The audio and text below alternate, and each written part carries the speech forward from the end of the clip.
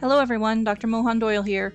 While we briefly discussed how to respond to writing prompts in the timed writing video lecture, I wanted to take a little more time this week to add to that discussion and expand it to include the other types of writing prompts we will encounter in this class. When responding to any writing prompt, you want to make sure that you read the prompt carefully all the way through before you begin. As I mentioned in the previous video, students tend to get in trouble because they will respond to one part of a prompt and forget to respond to the other parts. A good strategy is to use a pen or highlighter to mark keywords and important information on the prompt, or create a checklist that you can refer back to as you write. One of the most important things to identify in the prompt is the type of writing that it is asking you to do, because this can affect how you format your response and the type of support you include throughout. Professors usually aren't trying to trick you, so the type of writing will likely be clearly labeled. However, in case it isn't, here are some words and phrases you can look for. If a prompt wants you to write a narrative response, you'll see phrases such as, "Tell me a story," or "Tell me about a time when," "What happened when," or "Have you ever?" Description prompts tend to be pretty direct. Describe X, provide a detailed description, or using your 5 senses, describe something. Expository prompts are asking you to explain something. These tend to use the question words why, how, and what. If a prompt wants you to practice persuasion or argument, it will likely ask you to take a stance or to prove something. This usually requires providing some kind of evidence to support your stance. Based on the questions asked in the prompt and the type of writing requested, you can begin to determine where you should source your information from. In almost all cases, you'll need to include both personal information and information from the readings you've done or the sources you have gathered. It's just a matter of sifting through it and deciding which information will be the most effective at responding to the prompt. Consider these questions. First, what kind of personal information is appropriate? Can you include specific stories and examples from your life, or should you limit the personal to just your opinions and ideas? How should you talk about these experiences and ideas in your response? If it's okay for you to use I in your writing, which it is in our class, you may voice your experiences and opinions directly. For example, if you wanted to include your experience with reading, you might say something like, "I had a bad experience with reading as a child because my teacher demanded I read books that I didn't like." If you're in a class where the professor or the subject tries to be more objective, or if you're writing something more formal, you can indirectly include your experiences and ideas by voicing them as though they belong to a universal other. For example, you might say instead, "Some children have a bad experience with reading because their teachers demand they read books they do not like." Next, you should consider what sources you should reference in your response. Most prompts will tell you approximately how many outside sources you should include. In classes where you're required to do your own research, you'll choose the specific articles, books, and other media you reference. However, in a class like ours, the prompt might limit you. For example, in discussion posts and timed writings, I will usually mention that you should refer back to the chapter and the articles that were assigned that week. This type of prompt is usually trying to get a feel for your understanding of the assigned readings, so you don't want to stray too far from what is requested. Once you've decided the appropriate personal information and what sources to include, you need to decide which of these should be highlighted first and most. If a prompt emphasizes you, it is likely that it is looking for more about you, so you can start with your experience and then pull in your outside sources. Obviously, if the prompt emphasizes the sources, flip this and lead with those sources. Finally, how much of each should you include? Just like deciding what information you lead with, you can determine what ratio of personal information and source information to include by checking the balance of the prompt. If it leans heavily towards the personal, include more personal information. If it leans more towards sources, include more source information. As you incorporate your personal experience and sources into your writing, I have 2 pieces of important advice. Be confident and be specific. Let's start with confidence. One thing that can hold students back from including their own experiences and voices in their writing is the fear that they don't have any personal knowledge or experience that is relevant to a college English class. Let me assuage that fear right here and now. In the discussions this week, I was delighted to see one of you mention Warhammer 40K. For those who don't know, Warhammer is a tabletop miniatures war game set in a dystopian world where different races and factions battle it out for reasons that I don't fully understand, because that's about the extent of my knowledge. I play D&D. However, this hobby provided the student a reference point from which to understand and analyze the novel and the readings about Protopia. Similarly, if you have ever read or watched The Hunger Games or Divergence or The Maze Runner or any of the numerous dystopian young adult novels turned blockbuster movies, you also have a reference from which to start. Do you like tea, Asian culture, gardening, hanging out in nature? Great! Now you have something to connect to the readings and to the writing that we'll be doing in this class. The second piece of advice when incorporating personal experience and source information is to be specific. Just because something seems obvious to you doesn't mean that it is for your reader.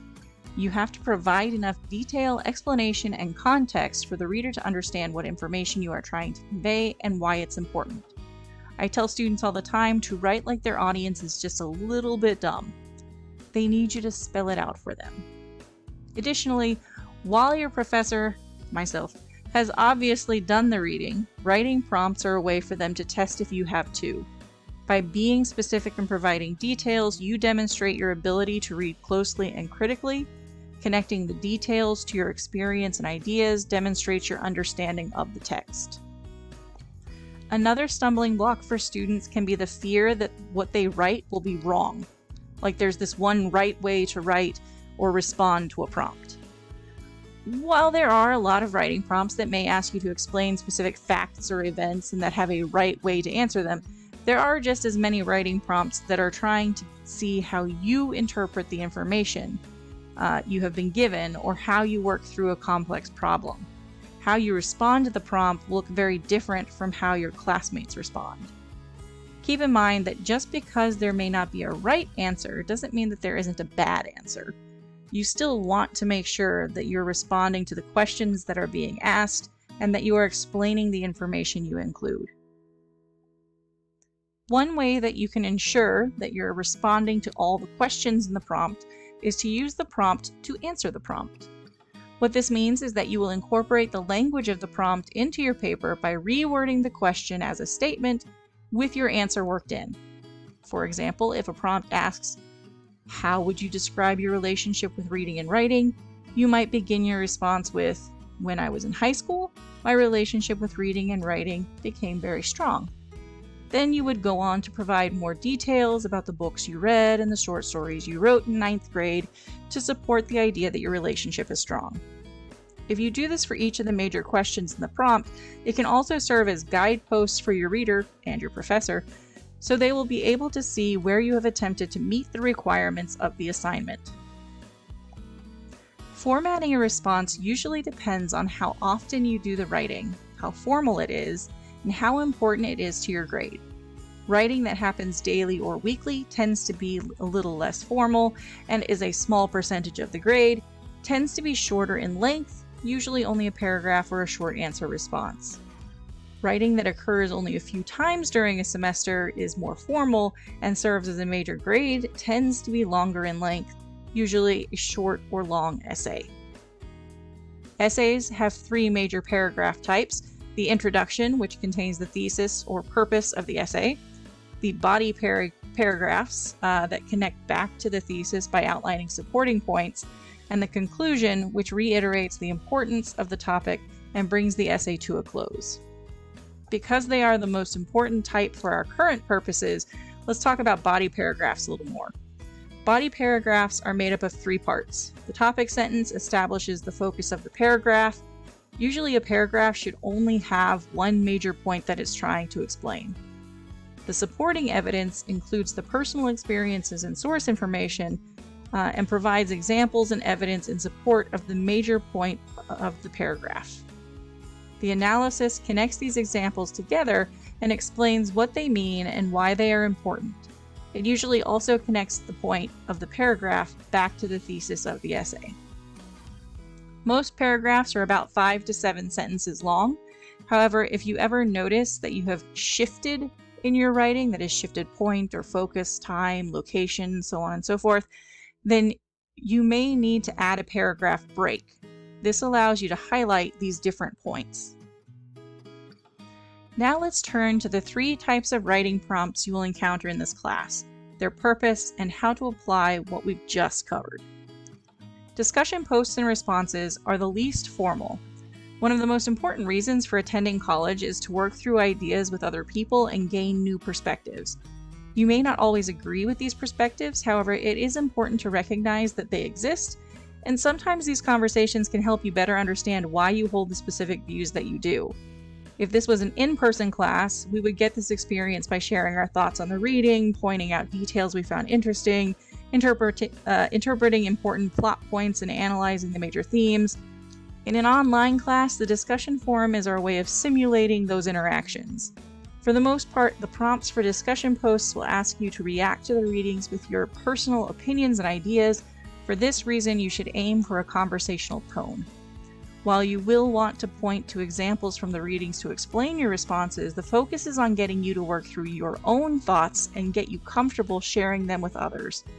Make sure that you are responding to the material being covered during that week in your response. In your responses to your classmates' discussion posts, you're trying to continue the conversation that they started. To do this, you may begin by agreeing or disagreeing with what they said. You may address each of their points or focus in on one that you found particularly interesting. In either case, this should be a direct response to them. As with your original post, you will need to explain why you're responding the way that you are by talking about your personal experience or something relevant from the material. Remember, while you may disagree, your responses should remain respectful. If we look at the discussion prompt from week 1, we can see that it's very focused on you and your experiences. While it asks you to reference the readings, this isn't mentioned until near the end of the prompt, and it only wants you to reference these as support for your response. This prompt seems to be asking for both narrative and explanation. A response to this prompt could talk about your childhood and the types of reading and writing you used to do or not do. It could talk about your frustrations or excitements as you read the assignments for the week. You might mention a section that you really liked or a vocabulary word that gave you trouble. However, you wouldn't spend time explaining the plot of the readings. Additionally, you only have 100 to 150 words, basically one good paragraph, to get through all of these questions. Your responses will need to be brief but specific so that it sounds personal rather than generic. Timed writing is a little more formal. The prompts for these will be more focused than a discussion prompt and will ask you to connect the weekly readings to global topics or concerns that you may not have previously considered or that may not seem directly related to your personal experience. Obviously, that doesn't mean that you don't have anything to say. You may not have personal examples, but you do have your opinions and interpretations. Take a stance and pull from the knowledge you gained from the assigned readings for the week to support this stance.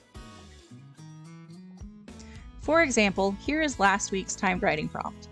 While it is still highlighting you, it is more focused on your ideas than on specific examples from your experience.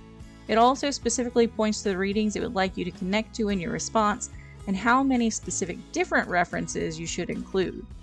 Mention of these readings also indicates that the future it is asking about is not just your future, but the planetary future. This wants you to think beyond what you already know and to speculate about some distant future that you may not have considered too much before, particularly if you haven't read much sci-fi. The wider focus and 2-paragraph requirement points to a slightly more formal paper. However, the fact that it's timed and does ask for your opinion directly leaves some wiggle room in just how formal it can be. The argument paper will be the major paper for this class and will be the most formal, but you still want to include your voice. After all, an argument is a platform for sharing your views. The argument paper will not only require you to pull evidence and examples from multiple readings completed throughout the semester, it will also ask you to consider how your knowledge of the topic has grown and changed because of these readings. Rather than focusing on one text at a time, you'll want to show how multiple texts are all supporting the same point that you are making in the argument. This is why keeping good reading notes throughout the semester is so important. Let me start this example by very clearly stating that this is not the prompt for the final major essay. You will receive that prompt later this semester. Do not start writing something based on this. In this prompt, the use of sources is highlighted at the beginning, and quite a few are required.